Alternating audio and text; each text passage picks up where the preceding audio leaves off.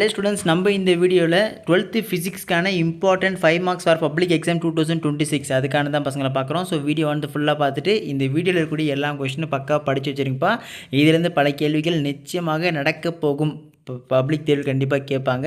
அதோடு மட்டும் இல்லாமல் நீங்கள் இப்போ தான் நம்ம சேனல் ஃபஸ்ட் டைம் பார்க்குறீங்க, டக்குன்னு சப்ஸ்கிரைப் பண்ணுறீங்க. ஸோ இந்த வீடியோவில் தமிழ் மீடியம்க்கான கொஸ்டின்ஸ் தான் பார்க்கலாம். ஸோ இங்கிலீஷ் மீடியம் ஆல்ரெடி போட்டுறேன். இப்போ பார்க்கலன்னா கீழே டிஸ்கிரிப்ஷன் லிங்க் இருக்கு, போய் கிளிக் பண்ணி பார்த்து வச்சுருங்கப்பா. ஸோ இப்போ தமிழ் மீடியம்க்கான ஃபிசிக்ஸ் பார்த்துட்டுமா, இதுக்கப்புறம் கெமிஸ்ட்ரி, மேக்ஸ்ன்னு சொல்லிட்டு எல்லா சப்ஜெக்ட்டுக்கான கொஸ்டின்ஸ் லைனாக அப்லோட் பண்ணே போகிறோம் பசங்களா. ஸோ அதனால் ஃபஸ்ட் டைம் பார்க்குறேன், சப்ஸ்கிரைப் பண்ணிட்டு கீழே டிஸ்கிரிப்ஷனில் வாட்ஸ்அப்பில் குரூப் லிங்க் ஜாயின் பண்ணுங்கள். அங்கே உங்களோட இம்பார்ட்டன்ட் கொஸ்டின் அப்டேட் வந்துச்சுன்னா ஃபஸ்ட்டு அதில் போட்டுருவேன், சரிங்களா. ஸோ ஃபஸ்ட்டு வந்து பார்த்தீங்கன்னா யூனிட் 1 பொறுத்த வரைக்கும் ஃபஸ்ட் கொஸ்டின், மின் இருமுனை ஒன்றினால் அதன் அச்சுக்கோடு மற்றும் நடுவரை கோட்டில் ஏற்படும் மின்புலத்தை கணக்கிடுக. நெக்ஸ்ட் 7th ஒன், மின் இருமுனை ஒன்றினால் ஏற்படும் நிலை மின்னழுத்தத்திற்கான கோவையை பெறுக. மின்னோட்டம் பெற்ற முடிவிலா நீளமுள்ள கம்பியினால் ஏற்படும் மின்புலத்திற்கான சமன்பாட்டை பெறுக. மின்னோட்டம் பெற்ற முடிவில்லா சமதள பரப்பினால் ஏற்படும் சமன்பாட்டை வருவிக்க மின்புலத்திற்கான, ஓகேங்களா. நெக்ஸ்ட், மின்னோட்டம் சீராக பெற்ற ஒரு கோளாக கூட்டினால் ஏற்படும் மின்புலத்திற்கான சமன்பாட்டை தருவிக்க வேண்டிகிராஃப் இயற்றியின் அமைப்பு மற்றும் வேலை செய்யும் விதத்தை விரிவாக விளக்குவோம், ஓகேங்களா. ஸோ இதுக்கப்புறம் யூனிட் 2 மின்னோட்டத்தின் நுண்மாதிரி கொள்கையை விவரித்து அதிலிருந்து ஓம் விதியின் நுண் வடிவத்தை பெறுக. நெக்ஸ்ட்டு, வோல்ட் மீட்டரை பயன்படுத்தி மின்கலத்தின் அக மின்தடையை காண்பதை விளக்குக. நெக்ஸ்ட்டு, வீட்ஸ்டோன் சமன் சுற்றில் சமன் செய்ய நிலைக்கான நிபந்தனையை பெறுக. நெக்ஸ்ட்டு, மீட்டர் சமன சுற்றை பயன்படுத்தி தெரியாத மின்தடையை காண்பதை விளக்குக, ஓகேங்களா. ஸோ இதுக்கப்புறம் யூனிட் 3 ஸோ பயட்-சாவர்ட் லா விதி உதவியுடன் மின்னோட்டம் பாயும் முடிவிலா நீளம் கொண்ட நேர்கடத்தியால் ஒரு புள்ளியில் ஏற்படும் காந்த புலத்துக்கான கோவையை பெறுக. ஸோ நெக்ஸ்ட் தேர்ட் வந்து பார்த்திங்கன்னா பயட்-சாவர்ட் லாவின் விதி உதவியுடன் மின்னோட்டம் பாயும் வட்ட வடிவ கம்பி சுருளில் அச்சில் ஒரு புள்ளியில் ஏற்படும் காந்த புலத்துக்கான கோவையை பெறுக. ஸோ நெக்ஸ்ட், சைக்ளோட்ரான் இயங்கும் முறையை விரிவாக விளக்குவோம். ஸோ இன்னொரு முக்கியமான டவுட் வரும், ப்ரோ இந்த 5 மார்க்ஸ் மட்டும் படித்தா போதுமா கேட்டிங்கன்னா, எனக்கு தெரிஞ்ச வரைக்கும் 99% இதில் இருக்கிற 5 மார்க்ஸ் மட்டும் படித்தாலே போதும். நீங்கள் மேக்ஸிமம் 5 மார்க்ஸ் கம்பல்சரி அட்டன் பண்ணலாம். அதில் எந்த ஒரு மாற்ற கருத்து இல்லை. உங்களுக்கு கம்பல்சரி கொஸ்டின் வந்து பார்த்திங்கன்னா தனியாக ஒரு வீடியோ போடுறேன், சரிங்களா. ஸோ கவலைப்படாதீங்க. ஸோ இதுக்கப்புறம் நெக்ஸ்ட் வந்து பார்த்திங்கன்னா மின்னோட்டம் பாயும் இரு இணை கடத்திகளுக்கு இடையே உருவாகும் விசைக்கான கோவையை தருவி. நெக்ஸ்ட், காந்த புலத்தில் மின்னோட்டம் வைக்கப்பட்டுள்ள பாயும் கடத்தியின் மீது செயல்படும் விசைக்கான கோவையை வருவி. நெக்ஸ்ட், யூனிட் 4 பொறுத்த வரைக்கும் ஒரு ஜோடி கம்பி சுருள்கள் இடையே உள்ள பரிமாற்று மின் தூண்டல் எண் சமமாகும் என்பதை காட்டுக. M12 = M21 very important. Most repetitive question இது, கம்பல்சரி மிஸ் பண்ண படிங்க, எல்லோரும் போட்டு பாருங்கள். ஸோ நெக்ஸ்ட் வந்து பார்த்திங்கன்னா, ஒரு காந்த புலத்தில் கம்பி சுருளில் ஒரு சுழற்சி மாறுதிசை மின்னியக்கு விசையின் ஒரு சுற்றை தூண்டுகிறது என்பதை கணிதவியலாக காட்டுக. நெக்ஸ்ட் 15th ஒன், தேவையான படத்துடன் ஒரு கட்ட ஏசி மின்னியற்றியின் செயல்பாட்டை விளக்குக. நெக்ஸ்ட், மின்மாற்றியின் அமைப்பு மற்றும் செயல்பாட்டை விளக்குக. Very important. Most repetitive and important questions, எதுவுமே ஸ்கிப் பண்ண படிங்கப்பா. ஸோ நெக்ஸ்ட் வந்து பார்த்திங்கன்னா, மின் தூண்டி சுற்றில் மின்னழுத்த வேறுபாடு மற்றும் மின்னோட்டம் இடையே உள்ள கட்டட தொடர்பை காண்க.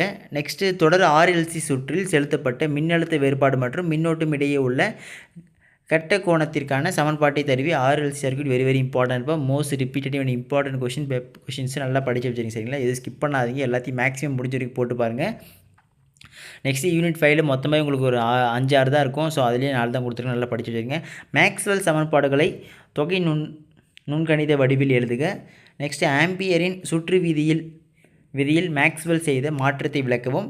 மின்காந்த அலைகளின் பண்புகளை கூறுக. மோஸ்ட் ரிப்பீட்டடிவாக இம்பார்ட்டன்ட் கொஷின்ஸ், எதுவும் ஸ்கிப் பண்ணாதீங்க, மறுபடியும் சொல்கிறேன். அப்புறம் வெளியீடு நிறமாலையின் வகைகளை விளக்கவும். உட்கவர் நிறமாலையின் வகைகளை விளக்கவும், ஓகேங்களா. இதில் எல்லாத்தையும் நல்லா பார்த்து வச்சுருக்கீங்க. ஸோ இதுக்கப்புறம் யூனிட் 6 வந்து பார்த்திங்கன்னா, ஆடி சமன்பாட்டினை வருவித்து பக்கவாட்டு உருப்பெருக்கத்திற்கான கோவையை பெறுக. நெக்ஸ்ட்டு, ஒளியின் வேகத்தை கண்டறியும் ஃபீசு முறையை விவரி. ஒற்றை கோளக பரப்பில் ஏற்படும் ஒளி விளக்குகளுக்கான சமன்பாட்டை பெறுக. லென்ஸ் உருவாக்குபவரின் சமன்பாட்டை வருவித்து அதன் முக்கியத்துவத்தை எழுதுக. நெக்ஸ்ட்டு, முப்பட்டகம் ஒன்றின் திசை மாற்ற கோணத்திற்கான சமன்பாட்டை வருவித்து அதிலிருந்து முப்பட்டகம் செய்யப்பட்டுள்ள பொருளின் ஒளி விலகல் எண்ணை காண்பதற்கான கோவையை வருவி. 10th ஒன், நிறைப்பிரிகை என்றால் என்ன? ஊடகம் ஒன்றின் திறனுக்கான கோவையை பெறுக. ஓகேங்களா. ஸோ இதில் வெரி வெரி இம்பார்ட்டன்ட்ப்பா. ஸோ இன்னொரு முக்கியமான டவுட் நம்ம பசங்களுக்கு வரும். ப்ரோ இதில் இருக்கக்கூடிய டெரிவேஷன் தியரம் நிறையா இருக்குது ப்ரோ, எப்படி ப்ரோ படிக்க முடியும் அப்படின்னு கேட்டிங்கன்னா தெளிவாக சொல்லிடுறேன் பசங்களா. ஏன்னா பல பேர் என்னை கேட்ட கேள்வி, அதாவது மேக்ஸிமம் முடிஞ்ச வரைக்கும் நம்ம பசங்க தியரி பாட்டு ஒன்றுலேருந்து ஒரு லைன் தான் மேக்ஸிமம் எழுதுற மாதிரி பார்த்துட்டு, உங்களுக்கு லா டெஃபினேஷன் அந்த மாதிரி இருக்குன்னா நீங்கள் ஃபுல்லாக படிங்க. உள்ள சென்டரில் ஒவ்வொரு டெரிவேஷன் கீழே 2-3 பாயிண்ட் போடுற மாதிரி இருக்குது அப்படின்னா நீங்கள் அது ஜஸ்ட்டு 1 லைன் படித்து வச்சுட்டு டெரிவேஷன் மட்டும் நீங்கள் போட்டாலே போதும். மேக்ஸிமம் உங்களுக்கு 5க்கு 4.5லேருந்து 4 மார்க் கொடுத்துருவாங்க. சரிங்களா. நீங்கள் என்ன தான் ஃபுல்லாக தியரி பாட்டு இருந்தாலும் உங்களுக்கு 4.5 மார்க் தான் மேக்ஸிமம் கொடுக்க போகிறாங்க. ஸோ அதை நல்லா படித்து வச்சுருங்கப்பா. ஸோ மேக்ஸிமம் டெரிவேஷன் நல்லா பார்த்தாலே உங்களுக்கு 5 மார்க்கு 3.5 to 3.5 வரைக்கும் கொடுப்பாங்க டெரிவேஷன் மட்டும் எழுதுறீங்கன்னா. ஏன்னா உங்களுக்கு அந்த தியரி பாட்டுக்கு 1.5 மார்க் to 1 மார்க் வந்து லிஸ்ட் பண்ணுவாங்க. சரிங்களா. அதை பார்த்து வச்சுங்க. நெக்ஸ்ட்டு யூனிட் 7 வந்து பார்த்தீங்கன்னா இரட்டை பிளவு ஆய்வு அமைப்பை விளக்கி பாதை கோவையை பெருக வேறுபாட்டிற்கான. நெக்ஸ்ட்டு இரட்டை பிளவு ஆய்வில் பெறப்படும் பட்டை பெருக அகலத்திற்கான கோவையை பெருக. நெக்ஸ்ட்டு ஒற்றை பிளவினால் ஏற்படும் விளிம்பு விளைவினை விவரித்து என்னென்னாவது சிரமத்திற்கான நிபந்தனை பெறுக. நெக்ஸ்ட்டு எளிய நுண்ணோக்கி ஒன்றினை விவரித்து அண்மை புள்ளி குவியப்படுத்தல் மற்றும் இயல்பு நிலை குவியப்படுத்துதலில் ஏற்படும் உருப்பெருக்கங்களுக்கான சமன்பாடுகளை பெறுக. நெக்ஸ்ட்டு கூட்டு நுண்ணோக்கி ஒன்றினை விவரித்து அதன் உருப்பெருக்கத்திற்கான கோவையை பெறுக. ஓகேங்களா. ஸோ எனக்கு யங்ஸ் டபுள் ஸ்லிட்டெல்லாம் வெரி வெரி இம்பார்ட்டன்ட். இது படிக்காமல் விட்டுறது நல்லா படித்து வச்சுருக்கீங்களா. ஸோ இதுக்கப்புறம் நெக்ஸ்ட் யூனிட் 8 பொறுத்த வரைக்கும் பார்த்தீங்கன்னா தகுந்த விளக்கங்களுடன் ஐன்ஸ்டைனின் ஒளிமின் சமன்பாட்டை பெறுக. நெக்ஸ்ட்டு எலக்ட்ரானின் டி ப்ராலி அலைநிலத்திற்கான சமன்பாட்டினை பெறுக. வெரி வெரி இம்பார்ட்டன்ட்ப்பா. அதே மாதிரி எலக்ட்ரான் நுண்ணோக்கியின் சத்துவம் மற்றும் வேலை செய்யும் விதத்தை சுருக்கமாக விளக்குக. அதுக்கப்புறம் எலக்ட்ரானின் அலை இயல்பினை விவரிக்கும் டேவிஸின் ஜெர்மன் சோதனை சுருக்கமாக விவரி. ஸோ டேவிஸின் ஜெர்மனில் கம்பல்சரி படித்து வச்சுருப்போம். ஏன்னா ரேராக தான் கேட்குறாங்க, ஆனால் கண்டிப்பாக இந்த தடவை கேட்க வாய்ப்பு கொஞ்சம் கூடுதலாகவே இருக்குது. ஸோ அதனால் டேவிஸ் ஜெர்மனில் பார்த்து வச்சுருங்க. ஸோ அதுக்கப்புறம் இந்த சிறப்பு எக்ஸ் கதிர் நிறமாலையை எவ்வாறு நாம் பெறுகிறோம். ஓகேங்களா. ஸோ வெரி வெரி இம்பார்ட்டன்ட்டாக நல்லா படித்து வச்சுருங்க. இதுக்கப்புறம் யூனிட் 9 பொறுத்த வரைக்கும் எலக்ட்ரானின் மின்னோட்ட எண்ணை கண்டறிய உதவும் ஜே தாம்சன் ஆய்வினை விவரிக்கும். Very very important. அதே மாதிரி போர் அணு மாதிரியை பயன்படுத்தி ஹைட்ரோஜன் அணுவின் ஆற்றலுக்கான கோவையை தெரிவிக்கவும்.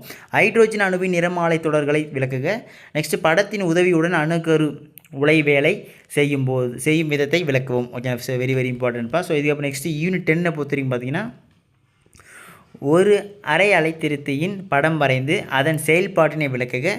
நெக்ஸ்ட்டு 4th ஒன் ஒரு முழு அலைத்திருத்தியின் அமைப்பு மற்றும் செயல்படும் விதத்தினை எழுதுக. So full wave, half wave, rectifier very very important. நல்லா படிச்சு வச்சுங்க. அதே மாதிரி ஒரு டிரான்சிஸ்டர் சாவியாக செயல்படுவதை விவரி. நெக்ஸ்ட் 10th ஒன் தெளிவான மின்சுற்று படத்துடன் டிரான்சிஸ்டர் பெருக்கியாக செயல்படுவதை விவரிக்கவும். உள்ளீடு மற்றும் வெளியீடு அலைவடிவங்களை வரைக. ஓகேங்களா. ஸோ எதுவும் ஸ்கிப் பண்ணாதீங்கப்பா. நெக்ஸ்ட்டு லாஸ்ட்டு மோஸ்ட் இம்பார்ட்டன்ட் அடிக்கடி கேட்கக்கூடியது இந்த கொஷினில் இதுதான் பெரும்பாலும் எதிர்பார்க்கக்கூடிய கொஷின். டி மார்கன் முதல் 2வது தேற்றங்களை கூறி நிரூபிக்கவும். ஓகேங்களா. ஓகே ஸ்டூடெண்ட்ஸ், இதில் இருக்கக்கூடிய எல்லா கொஸ்டின் 5 மார்க் நல்லா படித்து வச்சுருங்கப்பா. இது இருக்கிறது மேக்ஸிமம் பசங்க கவர் பண்ணாலே போதும். கண்டிப்பாக பப்ளிக் எக்ஸாம் பொறுத்த வரைக்கும் பக்காவாக மார்க் ஸ்கோர் பண்ணலாம். சரிங்களா. எந்த ஒரு மாற்று கருத்து தேவையில்லை. இதே மாதிரி மற்ற எல்லா சப்ஜெக்ட்ஸ்க்கான தொடர்ச்சியான வீடியோக்கள் நம்ம மாணவர்களுக்கு அப்லோட் செய்து கொண்டு வருகிறோம். ஸோ அதெல்லாம் மிஸ் பண்ண தெரிஞ்சுக்க நீங்கள் இப்போ நம்ம சேனல் ஃபஸ்ட் டைம் பார்க்குறேன், டக்குன்னு சப்ஸ்கிரைப் பண்ணி கீழே டிஸ்கிரிப்ஷனில் வாட்ஸ்அப்பில் குரூப் லிங்க் ஜாயின் பண்ணுறேங்க. ஓகே ஸ்டூடெண்ட்ஸ், அடுத்து தொடர்ந்து பார்க்கலாம்ப்பா. மிஸ் பண்ணுறதுங்க தான். Bye by.